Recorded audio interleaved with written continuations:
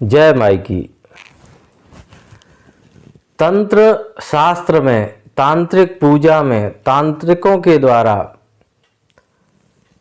अनेकों मुद्राओं का प्रदर्शन किया जाना तंत्र पूजा का एक अनिवार्य अंग माना जाता है। इसीलिए पंडित रवि शास्त्री पांडे जी ने कुछ मुद्राओं से संबंधित अपने प्रश्न पूछे। वे कुछ विशेष मुद्राओं के संबंध में जानकारी चाहते हैं, किंतु मुद्राओं का प्रदर्शन श्रृंखलाबद्ध तरीके से ही किया जाता है।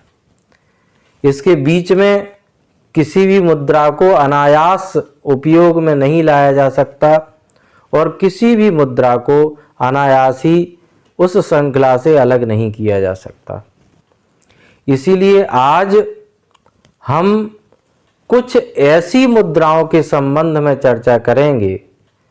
उनमें से बहुत सी मुद्राओं का बारे में पांडे जी भी जानना चाहते हैं, तो कुछ ऐसी मुद्राओं के संबंध में आज हम चर्चा करेंगे जिनके आधार पर यदि साधक के पास कोई सामग्री भी ना हो तब भी वो मुद्रा प्रदर्शन मात्र से अपनी पूजा साधना को पूरी करता है। प्रायः जब भी हम तांत्रिक पूजा करते हैं तो विविध उपचारों के साथ करते हैं, बहुत सी सामग्री के साथ करते हैं, और जो भी सामग्री भगवती को निवेदन करते हैं उसकी एक मुद्रा भी निहित की गई है, तो उसका प्रदर्शन भी करते हैं। किंतु यदि कभी ऐसी परिस्थिति भी होती है कि साधक के पास सामग्री नहीं होती तो वो केवल मुद्रा प्रदर्शन मात्र से ही पूजा के फल को प्राप्त कर सकता है। ऐसी ही मुद्राओं की चर्चा आज हम करेंगे। किंतु इस चर्चा से पहले जो सर्वाधिक जानने योग्य विषय है वो यह है कि मुद्राएं क्या है, तंत्र और योग में इनका क्या महत्व है। तंत्र शास्त्र में मुद्राओं का प्रचलन सर्वाधिक क्यों किया जाता है? क्या केवल मुद्रा प्रदर्शन से भी पूजा को पूरी किया जा सकता है? और अगर किया जा सकता है तो कैसे किया जा सकता है? तो मुद्राएं क्या हैं, ये समझने के लिए हमें थोड़ा सा भौतिक चिंतन करना होगा। जब भी आपके पास कोई आता है तो आप प्रायः हाथ से इस तरह से इशारा करते हुए, मुद्रा बनाते हुए उसे बैठने के लिए कहते। नृत्य और नाट्य शास्त्र में मुद्राओं का विशेष महत्व बताया गया है। मुखमंडल पर जैसा भाव हमें लाना होता है उसी तरह की मुद्रा मुखमंडल पर आती है। इसीलिए नृत्य और नाट्य शास्त्र में इसका विशेष रूप से प्रयोग किया जाता है, मुद्राओं का प्रयोग किया जाता है। वे मुद्राएं तंत्र शास्त्र से इतनी मिलीजुली नहीं होती, लेकिन मुखमंडल पर भी कुछ मुद्राएं होती हैं तो उनका प्रयोग भी मुद्राओं का किया जाता है, तो वे भी मुद्राएं ही हैं। योग में भी मुद्राओं का विशेष महत्व है। योग में भी विशेष प्रकार की मुद्राओं का उपयोग करते हुए, हम उंगलियों को विशेष तरह से रखते हुए मुद्राओं का प्रयोग करते हैं और उससे योग में प्रवीणता प्राप्त करते हैं। उससे हम तत्वों को समान स्थिति में लाने का प्रयास करते हैं। तो इसलिए योग में भी इसका विशेष महत्व है। तंत्र शास्त्र में मुद्राओं का प्रचलन सर्वाधिक इसलिए किया जाता है क्योंकि तंत्र शास्त्र एक ऐसा शास्त्र है जो अपनी ऊर्जा पर ही कार्य करता है। साधक की अपनी ऊर्जा पर ही पूरा तंत्र का ध्येय टिका हुआ होता है। तो हमें कम से कम शब्दों को व्यक्त करना पड़े, कम से कम केवल मंत्रों को ही बोलना पड़े और मुद्राओं के माध्यम से ही हम सारे कार्य कर दें, जिससे हमारी ऊर्जा का संरक्षण हो और कार्य भी सुनियोजित तरीके से, बहुत ही अच्छी तरीके से विधिवत हो सके। तो इसलिए मुद्राओं का महत्व इसमें सर्वाधिक किया जाता है। पंचमकार में तो एक मकार ही मुद्रा है। इसलिए बहुत ही महत्वपूर्ण विषय होता है तंत्र शास्त्र में। केवल मुद्राओं के प्रदर्शन से ही पूजा का फल भी प्राप्त किया जा सकता है। कभी कभी ऐसी परिस्थिति भी साधक के समक्ष उपस्थित हो जाती है कि जब उसके पास पूजन के लिए विविध प्रकार की सामग्री नहीं होती, तो वह साधक केवल मुद्राओं के प्रदर्शन मात्र से ही अपनी पूजा को पूरी कर सकता है, पूजा का पूरा फल प्राप्त कर सकता है। जैसे कोई साधक जब पूजन में बैठता है तो सर्वप्रथम वह गुरु ध्यान करता है, गुरु पादुकाओं का ध्यान करता है। तो गुरु पादुकाओं का ध्यान ब्रह्मरंध्र में करने का विधान बताया गया है। ब्रह्मरंध्र में सहस्र दल कमल है और उस कमल के ऊपर गुरु पादुकाएं विराजित हैं, और उन्हीं गुरु पादुकाओं का ध्यान करने के लिए ब्रह्मरंध्र के ऊपर मृगी मुद्रा का निर्माण किया जाता है। इसको संघट्ट मुद्रा भी कहते हैं। तो इसका निर्माण किया जाता है और इस मुद्रा का निर्माण करने के उपरांत गुरु पादुकाओं का ध्यान ब्रह्मरंध्र में किया जाता है। उसके बाद हम अपनी आराध्य देवी, इष्ट देवी का ध्यान अपने हृदय कमल में करते हैं। तो हृदय कमल में भगवती विराजमान है, दिव्य सिंहासन पर भगवती विराजमान है, और उनको पूजा के लिए अपने समक्ष रखे हुए यंत्र पर अथवा मूर्ति पर स्थान देना है। तो उसके लिए उनका ध्यान करने के लिए, ध्यान करने के उपरांत उनका आवाहन करने के लिए, उनको बुलाने के लिए जिस मुद्रा का प्रयोग किया जाता है वह होती है त्रिखंडा मुद्रा अथवा सर्व त्रिखंडा मुद्रा।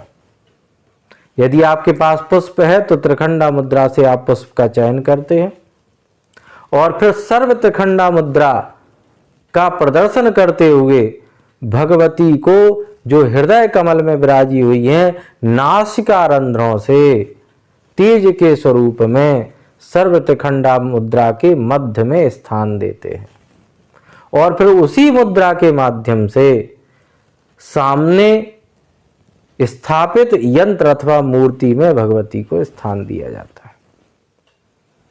तो ये दूसरी मुद्रा है जिसका प्रयोग साधक को पूजन के आरंभ में करना होता है। उसके उपरांत फिर आवाहन की 9 मुद्राएं बताई गई हैं। 9 मुद्राओं से भगवती का आवाहन किया जाता है। वे 9 मुद्राएं हैं। पहली मुद्रा है आवाहनी मुद्रा। इनमें दोनों हाथों को मिलाया जाता है और अंगूठे को अनामिका मूल तक ले जाया जाता है और फिर उसको ऊपर से नीचे की ओर ले जाते हैं।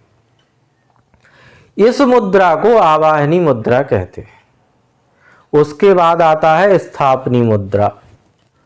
ये जो आवाहनी मुद्रा है, इसको ठीक उल्टा कर देने से स्थापनी मुद्रा का निर्माण हो जाता है। स्थापनी मुद्रा का प्रदर्शन करने के बाद सन्निधापनी मुद्रा का निर्माण किया जाता है।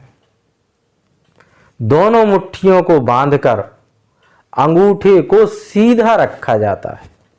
दोनों मुट्ठियों को बांधा जाता है, अंगूठा सीधा रहता है, और इस तरह से यह मुद्रा सन्निधापनी मुद्रा का प्रदर्शन साधक को करना होता है। उसके बाद आता है संबोधनी मुद्रा।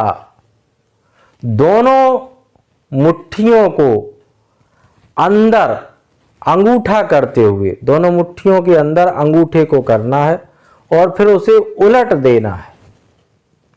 इस तरह से जो मुद्रा का निर्माण होता है उसको कहते हैं संबोधनी मुद्रा। उसके बाद साधक को जिस मुद्रा का निर्माण करना होता है वो होती है सम्मुखीकरण मुद्रा। इसमें जो मुद्रा संबोधनी मुद्रा बनाई गई है उसको ऊपर की ओर उलट दिया जाता है और फिर मुद्रा कुछ इस तरह से निर्माण हो जाती है और इसी को कहा जाता है सम्मुखीकरण मुद्रा। उसके बाद सकलीकरण मुद्रा। देवताओं के जो षडंग न्यास हैं, करन्यास, अंगन्यास, इनको षडंग न्यास कहा गया है। तो हम जिस भी देवता की पूजा कर रहे हैं, देवी की पूजा कर रहे हैं, उनके जिस मंत्र से कर रहे हैं, उस मंत्र के जो न्यास हैं, करन्यास और हृदयान्यास, इन सभी को देवताओं के निमित्त करना, देवताओं के लिए करना, इसको कहते हैं सकलीकरण। इस तरह की पूरे न्यासों को करने की जो विधि है उसको सकलीकरण के अंतर्गत माना गया है। उसके बाद अवगुंठनी मुद्रा होती है। दोनों हाथों की तर्जनी को नीचे की ओर घुमाया जाता है और इसको कहते हैं अवगुंठनी मुद्रा। फिर धेनु मुद्रा का प्रदर्शन करना होता है। धेनु का अर्थात गाय है, गौ को धेनु कहा गया है। और गाय के जो थन हैं, जिनसे दुग्ध की धारा प्रवाहित होती है, वह धारा जो जीवनदायिनी है, उन चारों थनों का निर्माण इस मुद्रा में दिखाई देता है। इस मुद्रा को बनाने से अमृत की वर्षा होती है। जैसे गौ हमें दुग्ध के रूप में अमृत देती है, उसी तरह से, इसीलिए इसको धेनु मुद्रा कहा गया। और फिर आवाहन की जो नवमी मुद्रा है, नौवीं मुद्रा है, वह है परमीकरण मुद्रा। अंगूठे को, दोनों अंगूठों को जोड़कर उंगलियों को फैला दिया जाता है और इस मुद्रा को कहा जाता है परमीकरण मुद्रा। तो इस तरह से देवी का आवाहन की जो प्रक्रिया है वो पूरी की जाती है। आवाहन की प्रक्रिया पूरी करने के बाद भगवती का पूजन किया जाता है। और पूजन की भी दो विधियां हैं, पंचोपचार और षोडशोपचार। और पंचोपचार की भी 5 मुद्राएं हैं और षोडशोपचार की मुद्राएं। एक उपचार और है जिसे मानसोपचार कहा गया है, उसकी भी मुद्राएं होती हैं। अब हम यहां सबसे पहले पंचोपचार मुद्राओं को समझें। तो पंचोपचार में जो उपचार बताए गए हैं वे हैं गंध, पुष्प, धूप, दीप, नैवेद्य अर्थात प्रसाद। तो सबसे पहले गंध, गंध अर्थात चंदन आदि का लेपन जो किया जाता है, सुगंधित लेपन, उसको गंध कहा गया है। तो अंगूठे और कनिष्ठा जो उंगली है उसको मिला देने से गंध मुद्रा का निर्माण होता है। उसके बाद आता है पुष्प। पुष्प चढ़ाने के लिए पुष्प यदि ना हो तो, और यदि हो भी तो पुष्प चढ़ाने के उपरांत जिस मुद्रा का निर्माण किया जाता है वह पुष्प मुद्रा होती है। अंगूठे की जड़ में तर्जनी को लगा देने से पुष्प मुद्रा का निर्माण होता है। धूप मुद्रा, तर्जनी के मूल में अंगूठा लगा देने से धूप मुद्रा का निर्माण होता है और धूप प्रदर्शन, धूप दान की प्रक्रिया पूरी होती है। इसी तरह से दीप मुद्रा भी है। दीप मुद्रा में मध्यमा मूल में अंगूठे को लगाया जाता है और इस तरह से दीप मुद्रा पूरी की जाती है। और अंत में जो पंचोपचार में है वो है नैवेद्य अर्थात प्रसाद, भगवती को प्रसाद अर्पित करना। उसके लिए अनामिका की जड़ में अंगूठे को लगाया जाता है और फिर यह नैवेद्य मुद्रा प्रदर्शित की जाती है और इस तरह से नैवेद्य को पूरा किया जाता है। आप भगवती के सामने हमने नैवेद्य समर्पित, प्रसाद समर्पित कर दिया, उसके बाद उनको प्रसाद ग्रहण कराने के लिए भी 5 पंच मुद्रा, पंच प्राण मुद्रा का उपयोग किया जाता है, जिसे ग्रास मुद्रा भी कहा गया है। ये है प्राण, अपान, व्यान, उदान, समान। इस तरह से ये 5 मुद्राएं बताई गई हैं। तो जो प्राण है वह कनिष्ठा, अनामिका और अंगूठे को मिला देने से निर्मित होती है। अपान मुद्रा में तर्जनी, मध्यमा और अंगूठा ये मिला देने से अपान मुद्रा पूरी हो जाती है। व्यान मुद्रा में अनामिका, मध्यमा और अंगूठा इसको मिला देने से व्यान मुद्रा पूरी हो जाती है। इसी तरह से उदान मुद्रा में तर्जनी, मध्यमा और अंगूठा को मिला देने से उदान मुद्रा का प्रदर्शन पूरा होता है। समान मुद्रा में 5 उंगलियों को मिला करके नीचे की ओर झुकाया जाता है। इस तरह से यह समान मुद्रा पूरी हो जाती है। तो प्रसाद अर्पण करने के बाद भगवती को प्रणाम किया जाता है, प्रार्थना की जाती है, और प्रणाम और प्रार्थना करने के लिए भी योनि मुद्रा से भगवती को प्रणाम किया जाता है। योनि मुद्रा प्रायः सभी शाक्तों को निर्मित करना, प्रदर्शन करना आना ही चाहिए। योनि मुद्रा का विशेष प्रभाव बताया गया है। योनि मुद्रा से भगवती शीघ्र प्रसन्न हो जाती हैं। इसके ऊपर पहले भी हमने एक विस्तृत चर्चा अपने वीडियो के माध्यम से रखी है, जिसका लिंक आपको डिस्क्रिप्शन में प्राप्त हो जाएगा। तो योनि मुद्रा का प्रदर्शन किया जाता है, भगवती को प्रणाम किया जाता है, उनसे आशीर्वाद प्राप्त किया जाता है, पूजा पूरी होने की प्रार्थना की जाती है। तो यह तो ही पंचोपचार पूजा की पूरी मुद्राओं की विधि। यदि आप षोडशोपचार का विधान या मानसोपचार का मुद्राओं का विधान भी जानना, समझना चाहते हैं, सीखना चाहते हैं, तो आप हमें कमेंट्स करिए। हम अपने आगामी वीडियो में उस पर अवश्य चर्चा करेंगे और प्रार्थना करेंगे कि भगवती आपकी इस मुद्रामयी पूजा से प्रसन्न होकर के आपके जीवन में सभी प्रकार के आनंदों की मुद्राएं, सभी प्रकार के सुख की मुद्राएं से आपको परिपोषित करे, पूरित करे, अपनी कृपा प्रदान करे। इसी भावना के साथ जय माई।